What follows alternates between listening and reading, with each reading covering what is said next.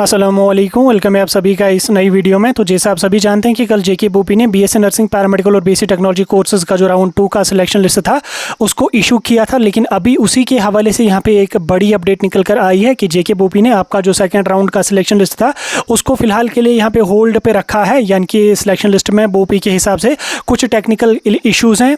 अब नई selection list यहाँ पे राउंड 2 की इशू की जाएगी, उसी के बारे में इस वीडियो में मैं आपके साथ बात करने वाला हूँ।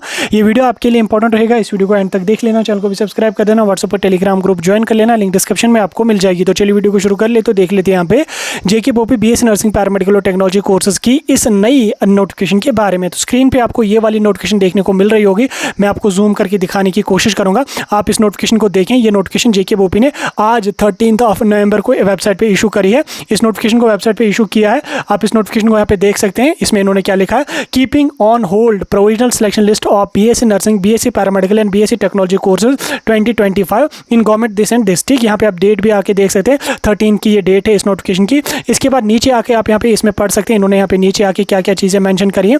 इसमें यहाँ पे इन्होंने मेंशन करा है कि due to technical errors observed therein it is hereby notified for the information of all the concerned candidates that the provisional selection list of BSc nursing, BSc paramedical, BSc technology courses issued by notification number this and this is hereby kept on hold. यानी कि ये जो selection list आपका आया था इसको फिलहाल के लिए होल्ड पे रखा गया है, क्योंकि इसमें काफ़ी सारे टेक्निकल इश्यूज हैं।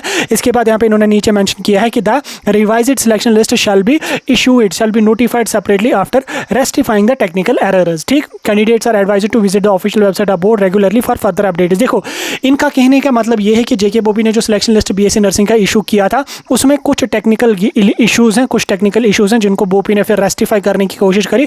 उसी को देखते हुए यहाँ पे आपका जो सिलेक्शन लिस्ट है उसको जेके बोपी ने यहाँ पे ऑन होल्ड रखा है। अब जो नई सिलेक्शन लिस्ट है, रिवाइज्ड जो सिलेक्शन लिस्ट होगी वो यहाँ पे सेपरेटली इशू की जाएगी, और बच्चों को बोला गया है कि आप जेके बोपी की वेबसाइट पे जो वो रेगुलरली विजिट करिए, ताकि जो भी फर्दर अपडेट होगा आपको वहाँ पे समझ आ जाएगा। अब देखो, ऐसी चीज़ें जेके बोपी में अक्सर रिपीट होती रहती है। इससे पहले आप लोगों ने देखा जब एमबीबीएस बीडीएस की हमारी काउंसलिंग हुई थी, उसमें राउंड 1 का जब इन्होंने सिलेक्शन लिस्ट निकाला उसके बाद काफ़ी सारे बच्चे चले गए कॉलेजेस में, कुछ जम्मू के बच्चे कश्मीर आ गए, कश्मीर के बच्चे जम्मू चले गए एडमिशन करने के लिए। देन शाम को इन्होंने फिर नोट्स इशू करा कि जो ये एमबीबीएस बीडीएस की सिलेक्शन लिस्ट है इसमें काफ़ी सारे टेक्निकल इश्यूज हैं।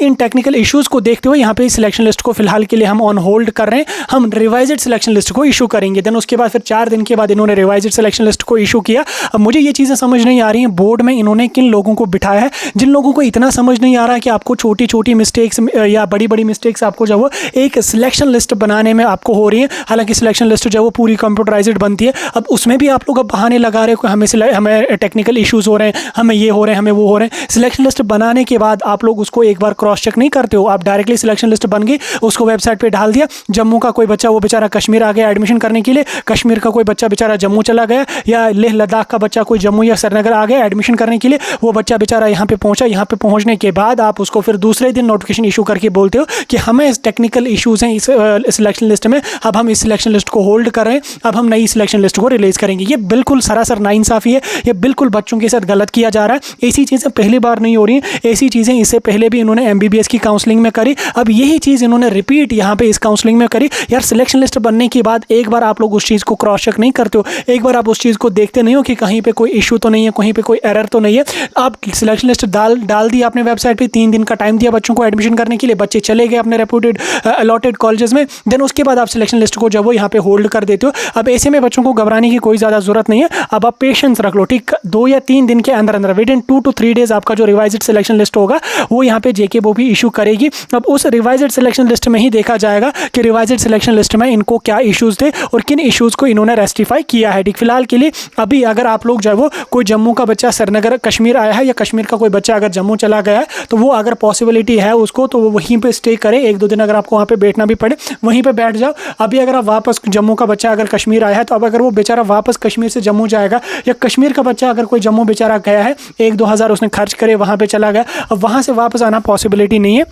आप कोशिश करो वहीं पे रूम वगैरह लेने की, जहाँ पे आप वहीं पे स्टे करने की। कल या परसों तक आपका जो रिवाइज्ड सिलेक्शन लिस्ट होगा वो इशू किया जाएगा। उसके बाद रिवाइज्ड सिलेक्शन लिस्ट में ही पता चलेगा कि इनको क्या इश्यूज़ थे और किन इश्यूज़ को, किन एरर्स को इन्होंने रेक्टिफाई किया। वो सारी चीज़ें आपको जब वो उसी वाली सिलेक्शन लिस्ट में ही देखने को मिलेंगी। फिलहाल के लिए सभी बच्चों से मेरा रिक्वेस्ट रहेगा कि आप थोड़ा सा पेशेंस बनाए रखें, थोड़ी सी आप पेशेंस बनाए रखें। अभी कुछ ही टाइम के बाद आपका जो कुछ ही मतलब 1 या 2 दिन के बाद आपका जो रिवाइज्ड सिलेक्शन लिस्ट होगा वो इशू किया जाएगा। तब तक कोई कुछ भी नहीं बता सकता कि आपकी सीट चली जाएगी, आपकी सीट मिलेगी या नहीं मिलेगी। फिलहाल के लिए जो बच्चे बॉर्डर लाइन पे हैं, जिनका कम स्कोर है, वो भी घबराने की कोई ज़रूरत नहीं है। अभी कुछ भी नहीं बताया जा सकता। अभी फिलहाल के लिए आप पेशेंस रख लो। तो जो ही सेपरेटली आपका जो रिवाइज्ड सिलेक्शन लिस्ट आ जाएगा आपको हम इन्फॉर्म कर देंगे। ये सरासर नाइंसाफ़ी है बच्चों के साथ, हम इस चीज़ को बिल्कुल भी एक्सेप्ट नहीं करते। लेकिन आपको थोड़ा सा कोऑपरेट करना पड़ेगा, आपको थोड़ा सा पेशेंस रखना पड़ेगा। जो ही कोई वहाँ से अपडेट आ जाएगा आपको हम इन्फॉर्म करते रहेंगे।